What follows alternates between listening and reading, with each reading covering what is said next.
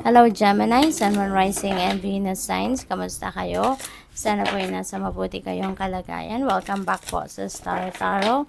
Kung bago kayo dito, welcome din kayo. Thank you for your support. I truly appreciate it. God bless you. Gemini, we have achievement, may completion, may reward kayong makakamit sa ngayon. So, magiging masayang-masaya kayo dito kasi meron na kayong maa-achieve. Maa-achieve mo na kung ano yung gustong-gusto mong mangyari. No, kung ano man yung goal ninyo, you're going to to complete that, you're going to finish it up with flying colors. Kaya maaari din na financial reward ito, no, na ibibigay sa inyo. Peaceful presence, quiet mind. Maaring ito yung kailangan din ninyo sa ngayon. Baka gusto niyo din muna na makapagmuni-muni kayo, makapag-relax kayo, makapagnilay-nilay kayo, no? Maybe after this achievement, napagod kayo dyan, syempre, kaya gusto ninyo muna na i-relax din ang inyong isipan, which is really good, para nang sa gayon, marinyo ninyo ang inyong sarili. We have attachment. Ayan. So, siguro this is an unhealthy attachment. Parang hindi kayo rito makagalaw, hindi kayo makadiskarte, no, nang gusto ninyong diskarte. Ang daming nagiging sagabal, parang ang daming nakadikit sa'yo, kaya maybe you are not free, 'di ba? You are not free sa ngayon. Kung ano man, baka there are so many things, no, that are preventing you from being free, from doing whatever you want to do, or from thinking, no, na gusto ninyong isipin, diskarte, yung mga ganon. So, tignan natin kung ano pa ang mga mensahe para sa'yo. Passion and pleasure, savor your life kasi you deserve it. No? Deserve ninyo to para sa iba sa inyo rito, no? Sana'y makaalis kayo sa sitwasyon na yan para ma-enjoy nyo naman ang buhay, ma-enjoy ninyo yung sarili ninyo, makapag-isip kayo ng gusto ninyong isipin, 'di ba? Magawa ninyo ang mga bagay na gusto ninyong gawin, mapuntahan ang mga gusto ninyong mapuntahan. And dito, no, savor your life. Ito yung paalala sa inyo, 'di ba? Kasi baka naman may kung gugustuhin nyong kumalas dito, baka magagawa nyo naman, 'di ba? Kaya maaaring sana kung gano'n ang inyong sitwasyon, ma-inspire kayo, 'di ba, na you deserve that passion and pleasure sa buhay. Kaya magsikap kayo, no? Magsikap kayo na maging malaya kayo sa kung sino man ang pumipigil sa iyo or kung ano man ang sitwasyon na pumipigil sa iyo from becoming free. Okay? So that you can enjoy life. We have stepping into power, aba, no? So, you are strong beyond measure. Maaring ito yung marirealize ninyo sa ngayon. Kaya, pwede na makakaalis kayo sa ganitong sitwasyon because you will be realizing, no, that I am powerful, diba?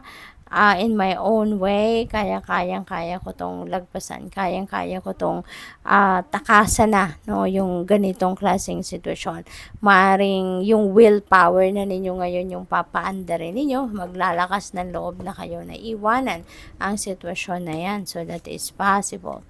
We have staying focused, hold the course. Ayan, huwag kayong madistract, no? Kung ano yung goal niyo, maaaring you are a goal-oriented person, so stay in the course.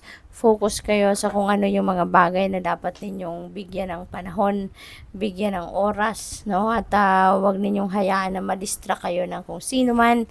Wag ninyong hayaan na ma-sway kayo na kung sino man dito, no? Focus kayo kung ano yung goal niyo, kung ano yung tawag dito, yung pinaka gusto ninyong ma-achieve, kung ano yung bunga, 'di ba, na gusto ninyong anihin, ay focus kayo doon.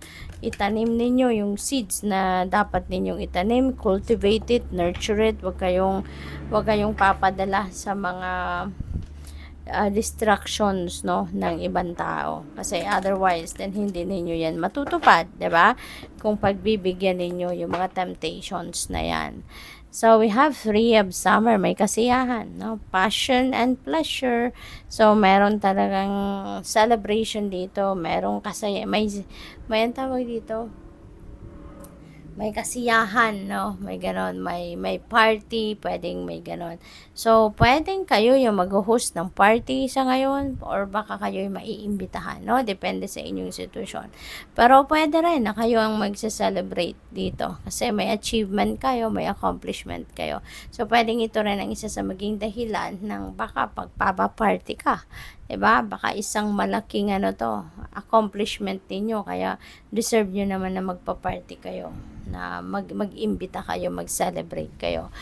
Possible din ang iba sa inyo baka may pupuntahang kasalan, engagement, mga birth announcement, gender reveal, mga ganon, ano.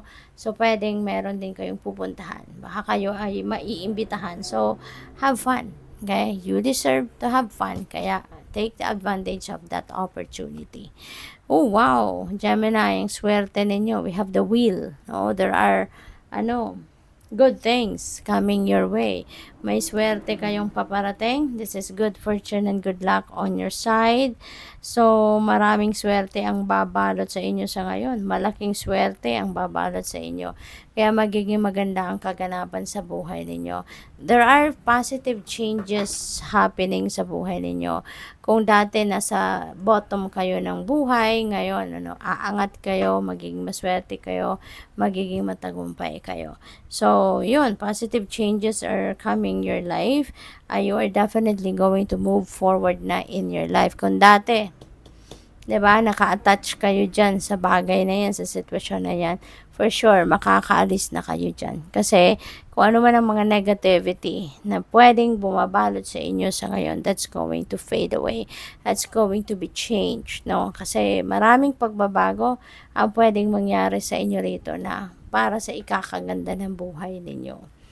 What else? We have Chariot. Definitely, you are going to succeed. Kung ano man ang pinagkakaabalahan ninyo, pagharap sa hamon ng buhay, or whether that is task, no, project, kung ano pa man yan, there is definitely success, no? Talagang guaranteed na magiging successful kayo sa ngayon. Kahit maraming kumukontra, kahit maraming nagpoprotesta, no, mawawala yan. Talagang kayo ay magtatagumpay. Ipaglalaban ninyo rito kung ano ang para sa'yo, ipaglalaban ninyo kung ano ang deserve ninyo. Kaya mapapanalo mo yan. No? You're going to succeed and you will be rewarded and recognized. So, good luck. Thank you for watching. Love and light. Namaste.